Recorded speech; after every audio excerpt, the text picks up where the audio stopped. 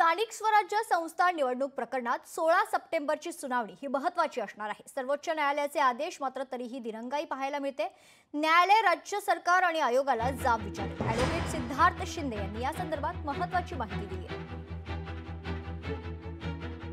मे महिन्याच्या पहिल्या आठवड्यात सुप्रीम कोर्टाने महाराष्ट्र राज्य सरकार आणि राज्य निवडणूक आयोगाला निर्देश दिले होते की 4 आठवड्याच्या आत तुम्ही स्थानिक स्वराज्य संस्थांच्या इलेक्शनची अधिसूचना काढा, म्हणजे जूनच्या पहिल्या आठवड्यात, आणि सप्टेंबरच्या आत इलेक्शनचं प्रोसेस पूर्ण करा, म्हणजे सर्व निवडणुका ज्या पेंडिंग आहेत स्थानिक स्वराज्य संस्थांच्या त्या 27% ओबीसी आरक्षणासहित पूर्ण करा। आता ते तसं काही झालेलं दिसत नाहीये। जनतेला पण वाटतंय, ज्यांना इच्छा आहे निवडणूक लढवायची त्यांना पण विचारणा आहे त्यांची की किती वेळ लागणार आहे। तर आता 16 सप्टेंबरला ह्याबाबत स्पष्टता येण्याची आपल्याला शक्यता आहे। लोकशाही मराठी ऐका, पहा, जागरूक रहा।